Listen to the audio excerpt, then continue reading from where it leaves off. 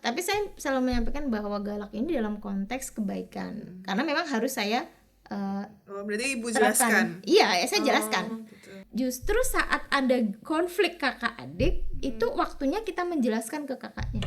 Justru waktunya itu saya memberikan nasihat, atau kalau bahasa sekarang ilmu parenting itu diterapkan ya di situ itu. Masuk mengenai peran orang tua ibu ya tadi ya. Nah, menurut ibu sendiri apa sih definisi ibu atau istri menurut Bu Novi? Gitu. Istri ya. Saya mulai dari istri aja ya. Kalau kita bedah Al-Quran dan bedahnya dengan kata kunci peran perempuan, ya. Atau gini, kita bedah Al-Quran dan kita cari kisah-kisah perempuan yang disebutin di dalam Al-Quran itu, ternyata peran terbesarnya atau kata terbesarnya yang disebutkan itu adalah istri. Kemudian yang kedua itu ibu, gitu ya. Justru malah ibu. Kemudian yang ketiga ya peran sebagai anak, peran sebagai sosial dan sebagainya gitu ya. Jadi istri ini adalah jembatan antara suami, antara ayah dengan anaknya gitu ya. Bisa jadi jembatan gitu ya. Itu dalam konteks secara keluarga gitu ya. Tapi dalam konteks hubungan dengan suami, maka ya istri adalah partner, teman perjalanan begitu ya. Karena kita saling melengkapi. Seperti tadi diskusi sebelum podcast ini ya. Bagaimana melengkapi itu ketika istri ini bisa melakukan atau menghandle pekerjaan di dalam rumah, maka suami bisa menghasilkan karya lebih di luar. Tetapi kalau istri itu banyak tergantung pada suami untuk pekerjaan di dalam rumah, akan sulit bagi suami untuk menghasilkan karya atau amal di luar, amal yang lebih besar. Jadi jangkauannya ini, kalau si istri atau si ibu ini bisa menghandle hal-hal yang seharusnya bisa dihandle, pasti suami atau ayahnya bisa memikirkan lebih besar lagi gitu ya. Jadi kembali ke peran masing-masing. Sebagai istri, maka dia adalah partner ya, teman perjalanan suami, menghandle atau melengkapi hal-hal yang tidak bisa dilakukan suami di rumah begitu. Kalau sebagai ibu, maka dia menjadi sumber salah satu, kalau saya gini, sekarang ini ketika anak-anak di atas usia 10, maka saya berprinsip bahwa mereka harus terbuka menceritakan apa yang dialami itu kepada saya gitu. Menceritakan dalam konteks bukan segala sesuatu harus diceritakan ya, sesuai konteksnya gitu. Karena itu untuk membangun kedekatan, atau apa yang sedang dipikirkan dia, apa yang sedang dia ingin lakukan, itu suka saya ajak diskusi seperti itu. Meskipun kalau kalau saya suka ngobrol sama anak, mereka tahu kalau anak saya sikap ke mereka itu saya tegas gitu ya, cenderung galak gitu. Tapi saya selalu menyampaikan bahwa galak ini dalam konteks kebaikan, karena memang harus saya berarti ibu terapkan. jelaskan. Iya, saya jelaskan. Gitu. Jadi saya jelaskan dengan logika. Misalnya ketika anak saya mengatakan, kenapa ya ibu itu harus berkali-kali memerintah anaknya mengucapkan ini? Saya balik, kenapa anak itu tidak mengerjakan dalam satu kali perintah, gitu kan? Jadi itu saya balikan itu logika itu ke anak. Berarti biar dia ikut berpikir juga. Betul. Menarik. Jadi tidak sesuai dengan apa yang dirasakan dia gitu kan, dari sudut pandang dia. Jadi bagi saya seperti itu. Dan kalau fase 1-10 tahun memang lebih ke arah pelimpahan kasih sayang ya seorang ibu itu ke anaknya gitu kan. Tapi kalau sudah lebih dari 10 tahun, maka saya harus berbicara secara logis gitu kan, secara logika kepada anak-anak yang sudah lebih dari usia itu. Oke, Bu, pertanyaan yang menarik Bu saya muncul ketika Ibu tadi menjelaskan peran atau partner, istri itu seorang partner dari suami. Nah, kan pasti ada peran masing-masing istri maupun suami. Nah, kira-kira Ibu bagaimana sih mengharmonikan peran Ibu sebagai seorang istri dan Pak Adi sebagai seorang suami selama ini? Oke, saya mulai dari kaidah bahwa laki-laki itu pemimpin bagi perempuan ya. Nah itu penting, kaidah ini buat saya itu sangat penting untuk menjaga bahwa memang dalam sebuah keluarga itu pemimpinnya adalah laki-laki atau ayahnya atau bapaknya atau suaminya gitu. Termasuk maka saya sebagai perempuan itu harus menekankan kaidah itu, menekankan juga bahwa ketika saya menikah dengan suami saya sekarang, maka kewalian saya berpindah dari bapak saya, kewalian saya sekarang ada di suami. Karena kewalian saya ada di suami, maka saya harus menyeimbangkan diri saya dulu gitu ya, bahwa saya adalah yang dipimpin oleh suami saya gitu ya. Itu untuk mengharmoniskan. Kemudian dan juga menguatkan kewamah dari suami. Saya juga perlu mengenali tipe saya ya, karena bisa jadi dalam satu tipe saya lebih, dalam satu situasi saya lebih dominan, tapi ketika kembali ke rumah maka saya harus menempatkan itu pada konteksnya. Kemudian kalau peran kalau suami nanti hubungannya beristri ya, sebagai istri dan suami pasangan gitu. Nah kalau kalau di sisi suami saya rasa suami saya sudah memang selalu juga menyampaikan bahwa dalam sebuah keluarga ini siapa pemimpinnya. Kemudian ini suka dibahas juga Mbak kalau di meja makan gitu ya. Anak pertama saya Umar ini adalah pemimpin bagi adiknya Charles. Charles adalah pemimpin bagi Izzat. Nah kadang kami memberikan peran-peran itu kepada mereka gitu ya. Ketika memang ada hal-hal terkait adiknya, anak yang kedua, maka anak pertama ini yang harus ikut bertanggung jawab dan ikut memikirkan. Termasuk ya kemarin kita membuat program setiap bulan itu kan kita selalu bertemu ya, meskipun sekarang Umar di pondok ya. Tapi kita selalu menyampaikan bahwa ke Umar kamu harus memberikan nasihat ke adikmu. Jadi kita harus men-set program itu, maksudnya Umar ketika bertemu harus ada nasihat yang memberikan ke adikmu. Tapi itu kan pasti nggak mudah ya Bu ya. Ibu gimana tuh menyelaraskan waktunya mungkin? Itu namanya komitmen ya. Satu, memang karena kita harus kalau kita punya tujuan, maka kita harus punya komitmen gitu kan. Harus punya komitmen bahwa kita harus mengagendakan itu. Kemudian setelah mengagendakan, apa isi agenda itu? Selain kami bertemu untuk saling mengisi, ada ya tadi pendidikan bahwa Kak Umar kamu itu bertanggung jawab pada adikmu Charles. Maka kamu harus juga memberi kami ingin menguatkan posisi Umar terhadap adiknya gitu ya. Oke, berarti mengharmonikanya masing-masing mengetahui siapa yang pemimpin gitu ya. Betul. Jadi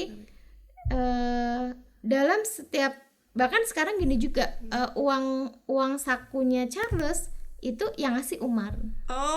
Jadi secara fisik itu Umar ngeluarin uang, memberikan itu ke adiknya. Uangnya Kak Umar sendiri? Uangnya Umar. Wow. Karena satu, kami ingin menguatkan kewamahnya Umar di depan adik-adiknya. Terus yang kedua, kami juga ingin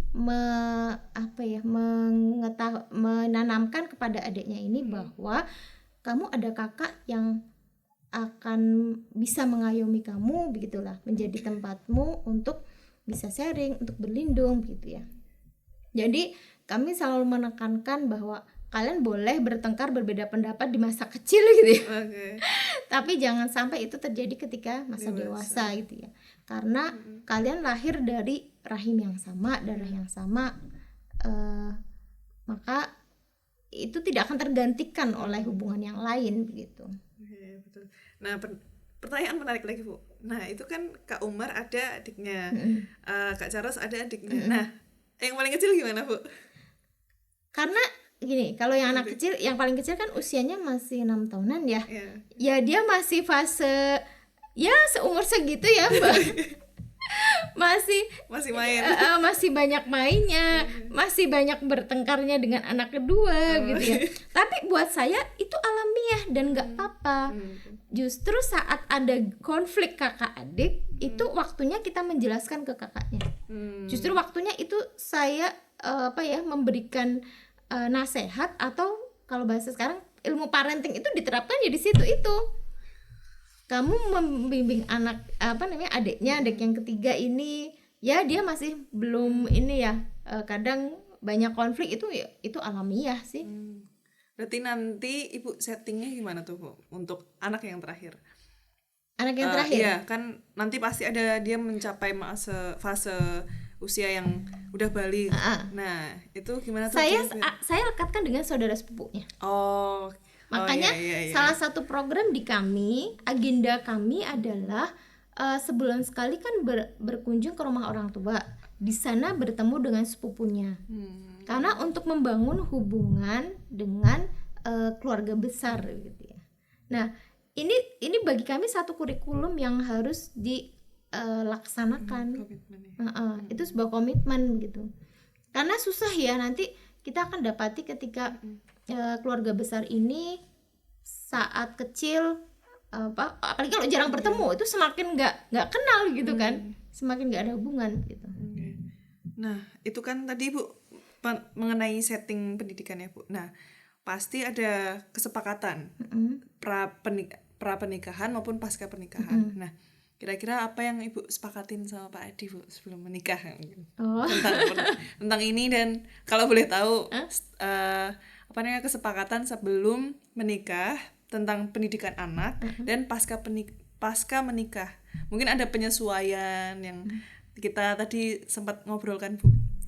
Kalau sebelum menikah, satu, kami sama-sama berkomitmen bahwa mereka akan belajar Al-Quran. Gitu. Itu sudah sejak sebelum menikah ya. Gitu. Kemudian tentang pendidikan anak, kami berkomitmen untuk memang mencurahkan waktu untuk mendidik anak secara langsung begitu. Kalau dalam perjalanannya setelah menikah ini, pasca menikah ya ada penyesuaian di saat misalnya suami harus banyak di luar, mau nggak mau saya harus menghandle anak di rumah sendirian. Urusan domestik rumah, itu penyesuaian gitu. Itu yang pasca menikah ya. Pertanyaan yang agak sedikit lucu Bu, saya penasaran, tapi Ibu ikut pelatihan atau sekolah pranikah gitu nggak Bu? Sekolah? Enggak sama sekali Bu. Enggak. Kenapa Bu? Kalau saya merasa gini sih, saya ketika misalnya sebelum menikah ya, menikah ini kan menggenapkan setengah agama gitu ya. Dan ya udah jalani aja sebisa yang bisa kita lakukan gitu kan. Kemudian mungkin saya bukan tipe yang suka ikut seminar gitu. Saya tipe yang begini, saya butuh sesuatu atau saya ada masalah sesuatu, saya cari jawaban atau ilmu atas masalah tersebut spesifik. Jadi misalnya saya sekarang fase anak umar balik begitu ya, saya kayaknya butuh memahamkan tentang sesuatu hal gitu ya, maka saya cari hanya sesuatu hal yang itu yang saya cari ilmunya gitu. Menarik Bu, apalagi masa-masa sekarang itu banyak nih yang lari-lari pengen ini sekolah ya terlepas tidak apa-apa ya Bu ya, mencari ilmu, mempersiapkan diri gitu. Tapi saya terkejut Ibu tidak ikut pelatihan atau apa gitu. Enggak, karena saya bukan tipe yang itu gitu loh. Jadi saya akan mencari sesuatu yang memang saya butuhkan gitu. Nah, saya ada pertanyaan yang balik lagi sih Bu. Tadi kan tentang mengharmoniskan peran. Ada nggak Bu perasaannya itu yang mungkin bisa Ibu gambarkan selama mengharmoniskan peran, entah itu yang sedih atau semacamnya, atau sangat bahagia atau sangat menantang kayak gitu. Perasaannya bagaimana Bu mengharmoniskan peran? Saya teringat satu kata Socrates yang mengatakan bahwa jangan beritahukan isi jiwamu gitu ya. Karena tidak layak untuk memamerkan hartamu yang ada di dalam rumah. Jadi segala isi hati kita, perasaan kita, atau saat kita sedang sedih ya, maka tenangkan diri atau cari sesuatu yang bisa membuat saya tenang atau mencari jawaban atas sebuah masalah gitu ya. Jadi itu satu komitmen bahwa memang saya bukan tipe yang suka, kan tipe perempuan kan banyak-banyak ya. Ada ya yang gampang menceritakan begitu ya, ada gampang ya bercerita ke temennya begitu ya. Nah, saya entah dari kecil mungkin background keluarga saya mungkin ya itu juga mempengaruhi ya. Sehingga saya berkomitmen pada diri saya bahwa untuk hal-hal yang tidak menyenangkan atau hal-hal yang sedih itu saya harus keep itu sendiri. Maksudnya di keep itu sendiri, ada nggak ya nanti solusi atas masalah itu ketika saya sedang sedih begitu ya. Itu begitu. Terus kemudian di dalam Al-Quran itu ada satu ayat yang juga menjadi motivasi saya, ketika kamu ingat Allah maka hatimu akan tenang, kemudian akan muncul jalan keluar gitu ya, dan akan didatangkan rezeki dari arah yang tidak disangka-sangka. Maka saya sandarkan itu. Ketika ada sebuah takdir atau sebuah kondisi yang itu di luar perkiraan saya atau yang saya kehendaki, ya saya selalu mengembalikan bahwa segala situasi ini pasti tidak terlepas dari takdir Allah gitu ya. Itu akan lebih membuat kita tenang gitu. Gimana Ibu menyelaraskan peran Ibu sebagai seorang ibu dan peran Ibu sebagai wanita karir? Apakah ada cerita menarik atau pengalaman lucu gitu? Adalah ya. Jadi dulu saya pernah saat saya masih ngajar, jadi sebelumnya kan saya guru ya. Guru itu saya hamil anak ketiga. Kemudian saya waktu itu naik motor, saya bawa Umar dan Charles di belakang, itu hujan gitu ya. Itu macet di tengah jalan gitu kan. Terus tapi itu buat saya itu jadi cerita yang akan selalu saya sampaikan ke anak-anak bahwa ada satu perjuangan seorang perempuan, seorang ibu ya, untuk beraktivitas gitu ya. Kita tidak sedang berdebat tentang menjadi ibu rumah tangga vs ibu karir, bukan ya, gitu ya. Tapi buat saya baik bekerja di rumah ataupun di luar rumah, selama kita paham kaidahnya, pasti peran itu akan bisa terjalani. Karena gini, kalau seseorang hanya aktivitas rumah tangga ya, kemudian dia juga tidak mengupgrade dirinya tentang aktivitas rumah tangga itu, saya agak khawatir bahwa perempuan itu akan mudah bosan atau mudah baper begitu ya. Dulu itu ketika saya harus melakukan aktivitas domestik sendiri gitu ya, saya kemudian ketemu satu pola di dalam aktivitas rumah tangga. Misalnya gini, polanya gini, kalau pagi hari maka saya hanya fokus pada urusan dapur atau urusan makanan dan urusan anak-anak pagi hari. Tidak boleh saya sambil dengan urusan mencuci baju begitu ya. Karena pikiran saya kan pasti akan terbelah gitu. Meskipun nyuci baju itu pakai mesin, tapi alam sadar kita akan teringat bahwa nanti habis ini saya harus jemurin. Habis jemurin saya harus membereskan bagian baju gitu ya. Dan itu nanti saya malah jadi nggak fokus pada waktu pagi hari yang seharusnya saya siapkan untuk makanan gitu dan anak-anak. Jadi memilah-milah, menemukan pola ketika di dalam rumah tangga menghandle urusan domestik gitu ya. Termasuk saya orang yang suka membagi peran di rumah itu kepada anak-anak. Ketika hari ini kita harus mengerjakan ABCD gitu ya. Sekarang kamu pilih bagian mana? Umi akan mengerjakan yang mana begitu.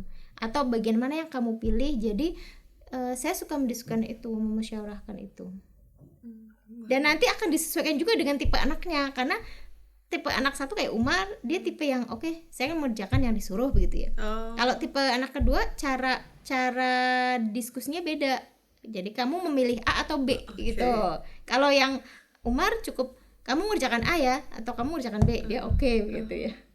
Jadi harus menyelami itu ya. Kemudian kalau dengan aktivitas atau karir dari ibu, saya berpikir gini, aktivitas itu harus lebih punya manfaat yang besar, yang sehingga ketika saya harus mengeluarkan waktu untuk itu, manfaatnya atau tujuannya lebih besar gitu. Jangan sampai itu menjadi sebuah pelampiasan atas aktivitas domestik. Artinya ada visi besar yang saya juga harus saya sampaikan ke anak saya, kenapa saya harus melakukan pekerjaan itu gitu ya. Nah, ini juga bagian dari pendidikan buat saya kepada anak-anak, karena mereka harus tahu bahwa sebuah pekerjaan itu dilakukan dengan tujuan dan dengan alasan tertentu. Ya, menarik. Saya jadi penasaran, kira-kira Ibu Novi ingin menjadi ibu yang seperti apa? Menjadi ya lucu ini, menarik dan lucu.